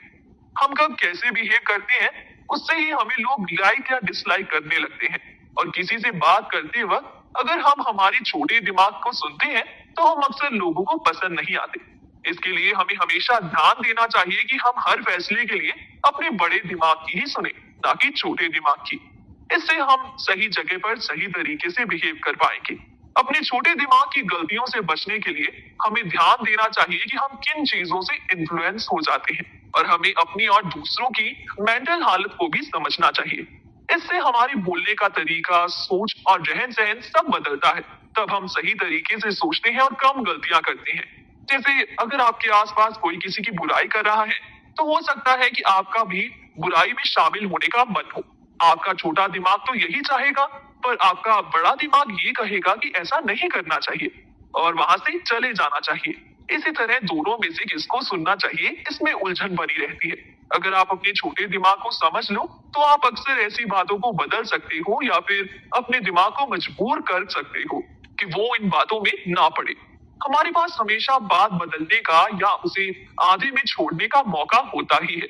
अगर हम अपने दिमाग को कंट्रोल नहीं करते हैं तो कई बार ऐसा होता है कि हम पहले तो बहुत अच्छे से बात करते हैं, पर फिर अपने छोटे दिमाग की सुनकर कुछ गलत बोल बैठते हैं और फिर पछताते हैं। जैसे कि एक बार एक मार्क नाम का व्यक्ति था जो कि एक सेल्स पर्सन था। ऑफिस में 3 महीने बहुत अच्छा फायदा हुआ था। कर्मचारियों को और मोटिवेट करने के लिए उन्होंने जारेड नाम की एक व्यक्ति को स्पीच देने के लिए बुलाया। उन्होंने बहुत अच्छे से सबसे बात की, सबके काम को लेकर तारीफ की, जिससे कर्मचारी बहुत खुश थे। वो सब बहुत जोश में थे और काम करने के लिए तैयार थे।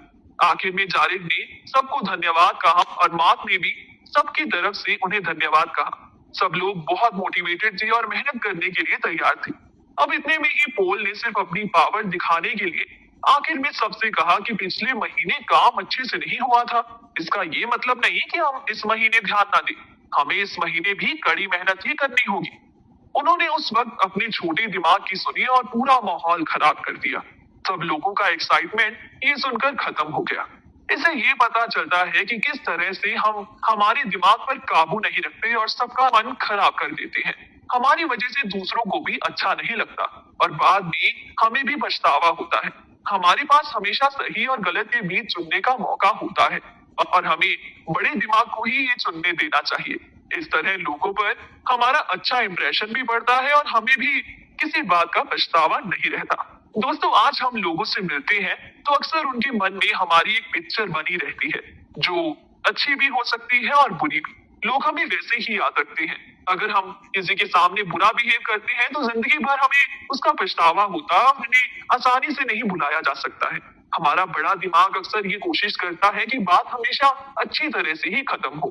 अगर कोई बहस होती भी है तो वह हमेशा उसे सुलझाने की ही कोशिश करता है। वही छोटा दिमाग सिर्फ अपने बारे में ही सोचता है। उसके लिए कोई फर्क नहीं पड़ता है कि सामने वाले को कैसा फील होता है। तो ऐसे में दूसरों पर अच्छा इंप्रेशन डालने के लिए हम ये कुछ तरीके अपना सकते हैं। सबसे पहला तरीका, हमें बात हमेशा सही ढंग से ही खत्म करनी चाहिए, किसी झगड़े पर या नेगेटिव थॉट से नहीं। इसके अलावा हमेशा धन्यवाद कहकर ही बात खत्म करनी चाहिए।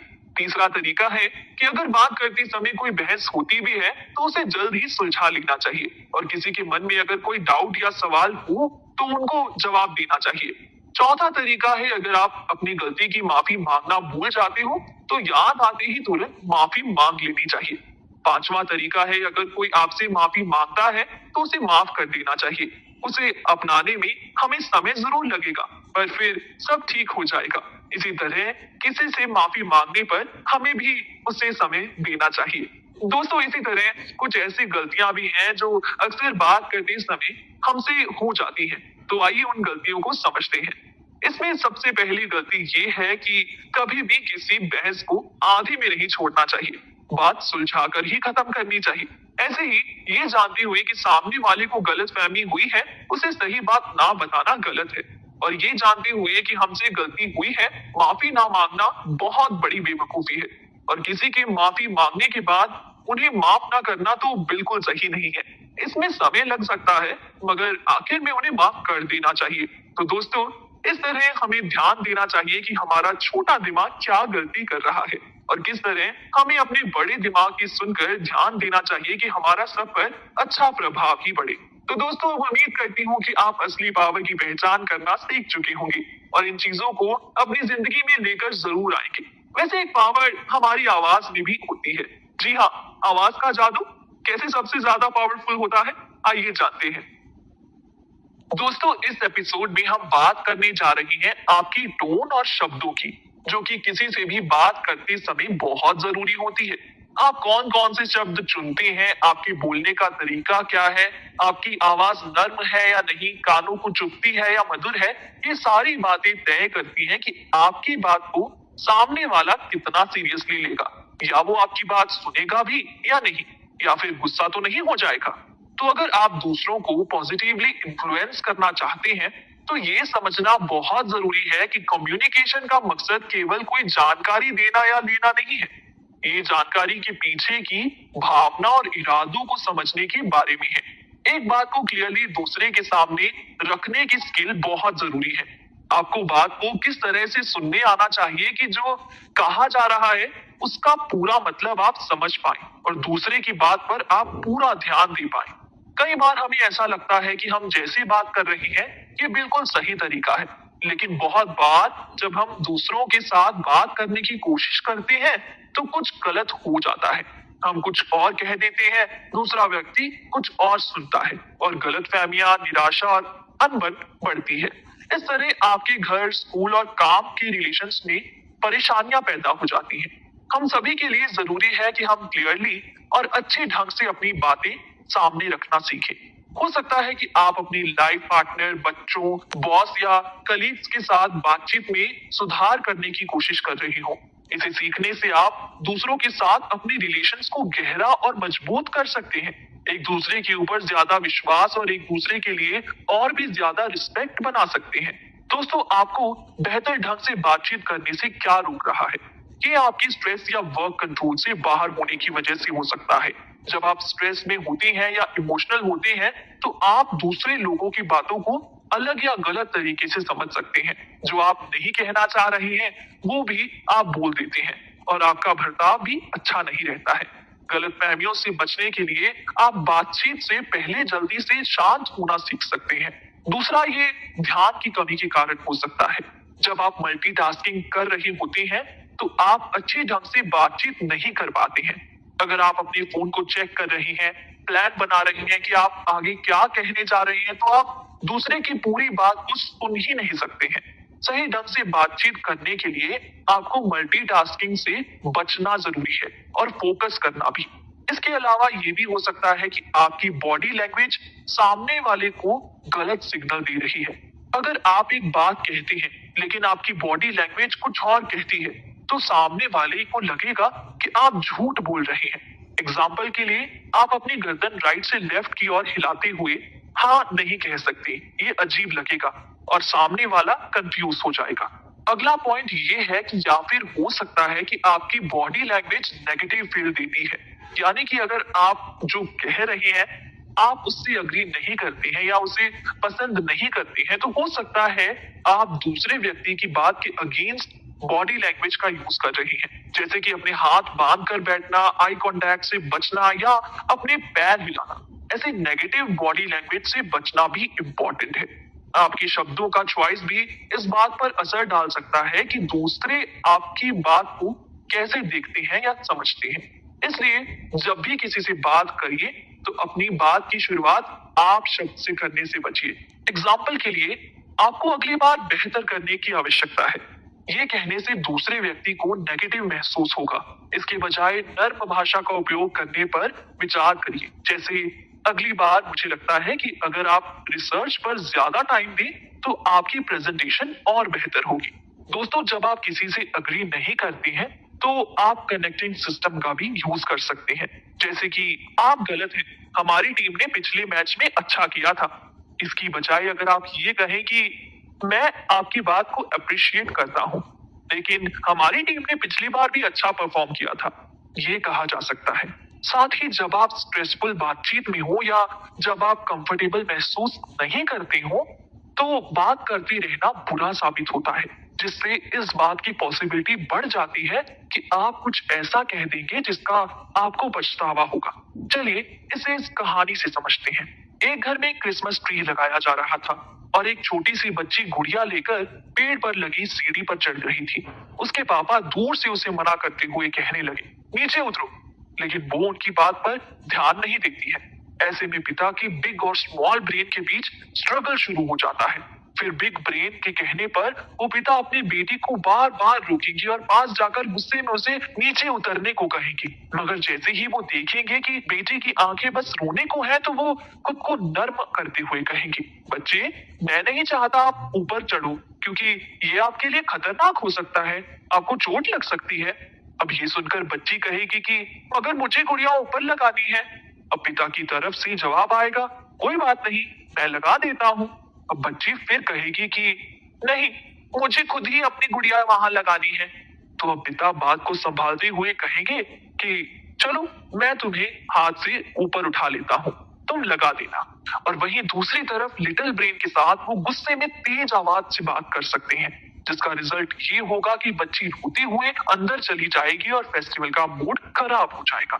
दोस्तों, परिवार हो या कोई और जगह, रिश्तों में नरमी होना जरूरी है। जब आपका बच्चा या साथी बात करना चाहता है, तो आप जो कर रही हैं उसे रोकने की कोशिश करिए और पूरे ध्यान से सुनिए।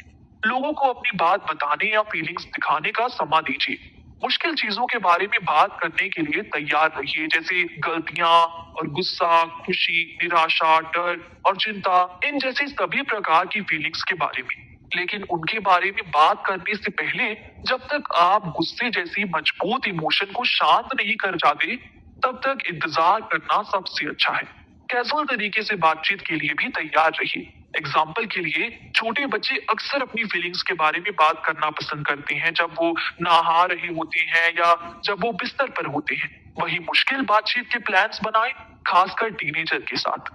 ड्रग्स, शराब, नौकरी, शादी, जिंदगी की मुश्किलें और पैसा ऐसे टॉपिक्स हैं जिन पर परिवारों के साथ बात करना मुश्किल हो सकता है। इन विषयों के सामने आने से पहले आप रिश्तों में कंफर्ट लेकर आइए। अपने बच्चों की तारीफ करके उन्हें मोटिवेट करिए। बोलिए, आपने आज खाना बनाया, फिर भले ही वह जला हुआ हो, लेकिन आप कहिए कि हमें बहुत अच्छा लगा, थैंक यू। परिवार में सभी को बताइए कि आप उनसे प्यार करते हैं और उनको अप्रिशिएट करते हैं। ये आपके बच्चों को हर रात जब वो बिस्तर पर जाते हैं, तो आई लव यू कहने जितना आसान हो सकता है। बॉडी लैंग्वेज का इस्तेमाल बातों में अच्छे से करिए। कम्युनिकेशन सिर्फ बोलने सुनने तक लिमिटेड नहीं, कॉन्फिडेंस से काम लीजिए। भले ही आप कॉन्फिडेंट महसूस ना कर रहे हो, एक सीधे पोस्टर में खुद को रखिए, लेकिन थोड़ा आगे झुकिए। आंखों में आंखें डालकर बात करिए। चेहरे पर पॉजिटिव भाव बनाए रखिए। सामने वाले की रिस्पेक्ट करिए। मिरर के सामने या किसी फ्रेंड या कलीग के साथ सही बॉडी लैंग्वेज की प्रैक्टिस करिए। आप जो कहते हैं उसके अलावा आपकी बॉडी लैंग्वेज और चेहरे के भाव भी उतने ही इम्पोर्टेंट है। इमोशंस पर कंट्रोल रखिए। ज्यादातर लोगों के लिए आसान नहीं है। हो सकता है आपको गुस्सा आए या निराशा हो, या हो सकता है कि आपका रोने का मन हो। ये इमोशंस आपके रास्ते में आ सकते हैं। अगर आप किसी सिचुएशन में जाने के लिए बहुत ज्यादा इमोशनल फील करते हैं, तो संभव हो तो थोड़ा वेट करिए, फिर शांत रहकर काम करिए। आपके शब्द आपकी पहचान होते हैं। तो दोस्तों, इन बातों को ध्यान में रखते हुए दुनिया पे अपने आवाज का जादू चलाते रहिए। और अब अगले एपिसोड पर जाने से पहले आपसे एक सवाल है कि आप अपने और अपने भविष्य के बारे में क्या सोचते हैं। अब आप ये भी सोच रहे होंगे कि मैंने अचानक ये सवाल क्यों पूछा, तो आइए बताती हूँ।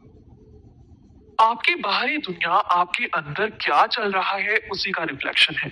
आपकी आदतें, मेंटालिटी, बिहेवियर, रिश्ते और चीजों को देखने का नजरिया ही आपकी पर्सनालिटी है। आपके विचार ही आपकी रियलिटी बन जाते हैं। आपका बिग ब्रेन पॉजिटिव सोच लाता है, जबकि लिटिल ब्रेन नेगेटिव सोच को बढ़ावा देता है। इसीलिए नेगेटिव आइडियाज केवल नेगेटिव रिजल्ट ही लाते हैं और आपकी पॉजिटिव आइडियाज पॉजिटिव रिजल्ट्स लेकर आती हैं। आपका दिमाग जैसा सोचता है, वैसे ही आपका शरीर काम करने लगता है। सरल शब्दों में कहूँ तो आप जो सोचते हैं वो बन जाते हैं। इसलिए अपने नेगेटिव थॉट्स को या लिटिल ब्रेन को अपने ऊपर हावी मत होने दीजिए। याद रखिए कि आपका दिमाग अब तक बनाई गई सबसे पावरफुल मशीन है और अगर आप इसका अच्छी तरह से इस्तेमाल करते हैं तो आप वो सब कुछ पा सकते हैं जो इस दुनिया में है।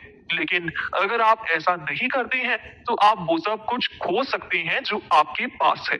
आज हम ऐसी दुनिया में हैं जहां आप जो कुछ मन चाहे वो टेक्स्ट या पोस्ट कर सकते हैं या बोल सकते हैं और वो तुरंत वायरल हो सकता है। ऐसे में हम क्या बोल रहे हैं उसे कंट्रोल करना बहुत ही जरूरी हो जाता है। जब भी हम निराश होते हैं, गुस्से में या स्ट्रेस में होते हैं, तो उसका नेगेटिव इफेक्ट हमारे शब्दों को या रिएक्शन को कंट्रोल करने की कोशिश करता है। जब हम इस नेगेटिव इफेक्ट के सामने झुक जाते हैं, तो वो स्ट्रॉन्ग होने लगता है और धीरे धीरे हमारी टोन और हमारे शब्दों को पूरी तरह कंट्रोल करने लगता है और आखिर में इस सब का हम पर नेगेटिव इफेक्ट पड़ता है। दोस्तों, big brain little brain concept को तो दुनिया के हर स्कूल में पढ़ाया जाना चाहिए। अपने खुद के दिमागी तारों को पहचानने और शांत रहकर सही डिसीजन लेने की स्किल तो हर कोई चाहता है, लेकिन बहुत कम लोग बिना किसी हेल्प के ऐसा कर पाते हैं और ये स्किल पूरी लाइफ में बहुत मदद करती है। जैसे बहुत से लोग अक्सर ये सवाल पूछते हैं, क्या ये मेरी चॉइस है कि मैं मुस्कुराता हूँ या आंसू बहाता हूँ? क्या मैं डिसाइड कर सकता हूँ कि मैं हेल्दी रहूँ या बीमार पड़ जाऊँ? क्या मेरे पास खुशी और परेशानी के बीच चूज करने का ऑप्शन है? क्या मैं ही अपनी लाइफ की सक्सेस और फेलियर डिसाइड करता हूँ? क्या सच में मेरी लाइफ पर मेरा इतना कंट्रोल है? इन सभी प्रश्नों के लिए मेरा जवाब हाँ है। आपके पास हर उस चीज के लिए ऑप्शन है जो आपको इस जिंदगी में मिल सकती है। जीवन में हमेशा ऑप्शंस होते हैं और वो चॉइस आपकी मेंटालिटी तय करती है। अभी आप जिस भी हालत में हैं, वो अपनी मेंटालिटी के कारण है। अपने जीवन को बदलने के लिए आपको अपनी मेंटालिटी ही बदलनी होगी। इसलिए अगर आप एक बेहतर जीवन चाहते हैं, तो आपको केवल सही मेंटालिटी डेवलप करनी होगी और इसके लिए जरूरी है अपने मन को कंट्रोल में रखना। मन सबसे शक्तिशाली चीज है जो आपके पास है। एक बार जब आप समझ जाते हैं कि ये क्या कर सकता है और कैसे काम करता है, तो अपने फायदे के लिए आप आसानी से इसका सही इस्तेमाल कर सकते हैं। लेकिन इससे पहले कि आप अपने मन को कंट्रोल करने की बारीकियों में उतरे, आपको ये समझने की जरूरत है कि इसके लिए मेंटल बैलेंस बनाना बहुत जरूरी है। अगर आप जानना चाहते हैं कि नेगेटिव या अनचाहे थॉट्स को अपने मन से कैसे दूर किया जाए, तो कुछ चीजें हैं जो आपको जरूर करनी चाहिए। सबसे पहले तो ये एक्सेप्ट करना सीख लीजिए कि आप ये कंट्रोल नहीं कर सकते हैं कि आपके साथ क्या होने वाला है। आप केवल ये कंट्रोल कर सकते हैं कि किसी भी सिचुएशन में आप कैसे रिएक्ट करते हैं। इसका मतलब ये है कि अगर आप हमेशा किसी ऐसी चीज के बारे में सोचते हैं जो आपको पसंद नहीं है या जो आप नहीं चाहते हैं, तो आप मेंटली दुखी होते हैं। इसलिए आपको ये सोचना सीखना चाहिए कि आप उसकी जगह क्या करना चाहते हैं। दूसरा, आपको ये भरोसा होना चाहिए कि आप जो कुछ भी करना चाहते हैं वो कर सकते हैं। बस आपके पास स्ट्रॉन्ग विल पावर होनी चाहिए। एक बार जब आप ये मान लेंगे कि आप जो चाहे कर सकते हैं, आपका अनकॉन्शियस माइंड भी उस पर विश्वास करना शुरू कर देगा। इसका मतलब ये है कि जब आप अनचाही बातों के बारे में सोच रहे होते हैं, तो आपको अपने थॉट प्रोसेस को मैं नहीं चाहता से मैं ये कर सकता हूँ में बदलना होगा।